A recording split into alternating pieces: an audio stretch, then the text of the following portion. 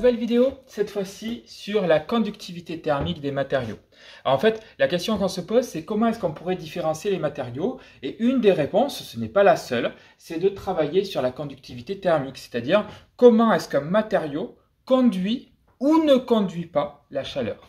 Voilà ce qui va nous intéresser d'abord dans cette vidéo, puis dans les activités qu'on fera en classe. Alors, ça, normalement, vous le savez, ou en tout cas, vous avez déjà des idées. Vous vous doutez bien que si je prends un métal, qui constitue pourquoi pas une casserole, donc de l'acier, du cuivre, de l'aluminium, ce métal, il va bien conduire la chaleur. C'est le but. Le but, c'est que la chaleur de la flamme arrive par l'intermédiaire de la casserole ou de la poêle jusqu'aux aliments ou jusqu'à l'eau que vous êtes en train de faire bouillir, pourquoi pas. Donc on voit bien que ce matériau, la casserole, elle doit avoir une conductivité thermique qui est non négligeable. Elle doit pouvoir laisser passer la chaleur. À l'inverse, si je m'intéresse à l'isolation de mon bâtiment, à l'isolation de ma maison, là, il va falloir que je prenne au contraire des matériaux qui ne laissent pas passer la chaleur pour justement soit en hiver conserver la chaleur à l'intérieur de la maison, soit en été ne pas laisser la chaleur de l'extérieur rentrer à l'intérieur de ma maison. Donc on voit bien que cette fois-ci, pour l'isolation des maisons, il va falloir chercher des matériaux qui ont une conductivité thermique très faible, donc qui ne conduisent pas bien la chaleur.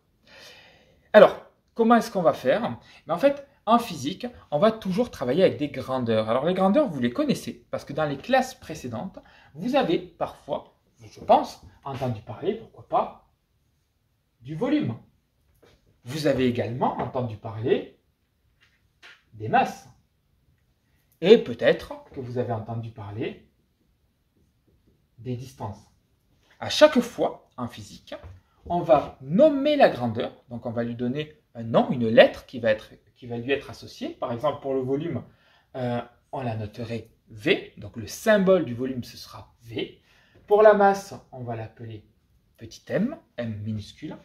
Et pour la distance, on l'appellerait D. Alors, si vous n'avez pas vu distance, vous avez peut-être vu longueur. Dans ce cas, on le rappellerait L. Bon, c'est pas très grave. Alors, vous voyez qu'on n'a pas été très originaux sur les symboles de ces grandeurs. Donc là, c'est ce qu'on appelle les grandeurs. Là, ce sont les symboles. Et il y a une dernière chose, il y a l'unité. Puisque en physique, ou même on peut généraliser, en science, à chaque fois qu'on a une grandeur, on a une unité qui est associée. Le volume, son unité, ça va être le litre, par exemple. Or, ce n'est pas le seul. Donc, on a effectivement le litre, on a également le mètre cube, le décimètre cube, le centimètre cube, le millilitre. Enfin bon, bref, vous avez vu sûrement de nombreuses unités pour les volumes. Pour les masses, là aussi, moi je vais en prendre une. On a le kilogramme, voilà, je vais mettre des points de suspension, mais on a également le gramme, le décagramme, la tonne, etc., qui pourraient être utilisés en unité de masse. Et enfin, pour les distances, très certainement, vous avez vu le mètre. Par exemple, vous, quand vous vous mesurez, vous allez vous mesurer en mètres, mais on pourrait également mettre le centimètre, le kilomètre, on pourrait même aller plus loin, vous le verrez plus tard au collège, l'année-lumière, etc., etc. Et la conductivité thermique, c'est pareil. La conductivité thermique, c'est une grandeur. Conductivité. Donc, elle va avoir un symbole et elle va avoir une unité. Alors, je vous les donne. Je vous les donne. Ne sautez pas trop sur votre chaise.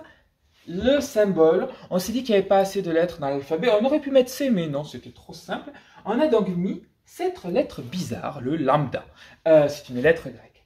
Et histoire de faire beaucoup plus simple, on s'est dit que vu que là c'était dur, on allait se rattraper sur l'unité.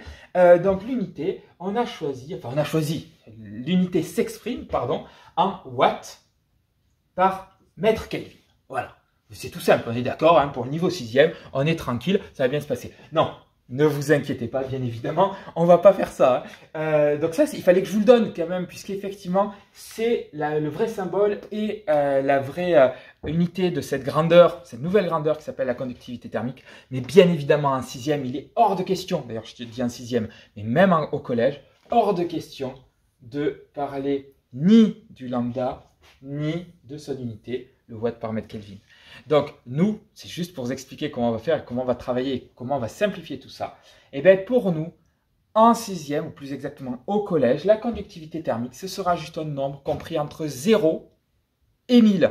Et c'est tout. Ça veut dire que tout ça, on va le remplacer, on va le garder dans un coin de notre tête. On sait très bien que puisque c'est une grandeur, il y a un symbole, il y a une unité. Mais elles sont encore trop compliquées pour nous. Donc nous, on va juste garder à l'esprit que la conductivité thermique, c'est un nombre qui peut aller de 0 jusqu'à 1000.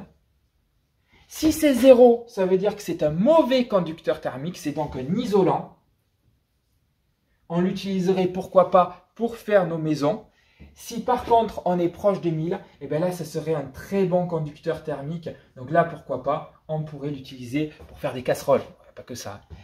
Si vous voulez des exemples, on peut quand même donner 2 exemples. Ben on a la laine de roche. Alors la laine de roche c'est un isolant qui est assez classique. La laine de roche elle va être très très proche de 0. Laine de roche, alors vous voyez peut-être pas bien, hein, donc je vous le dis, ça c'est 0,05, donc c'est vraiment pas beaucoup, donc c'est un très bon isolant. A l'inverse, si on prend le cuivre qui va justement constituer nos casseroles, et bien là on va être à peu près à 400, donc on voit que là encore on est plutôt dans la partie des bons conducteurs thermiques. Voilà, donc voilà pour cette vidéo. Vous n'hésitez pas si vous avez des questions. Vous pouvez également poser des questions sur symbole et unité, mais encore une fois, rassurez-vous, ça ne tombera pas en contrôle et on n'en parlera plus dans les cours. C'était vraiment pour que vous gardiez en tête que ça existe, même si on ne les utilise pas, ça existe. Gardez-le en tête. Mais voilà, si vous avez des questions, vous n'hésitez pas à les poser. À bientôt dans une autre vidéo.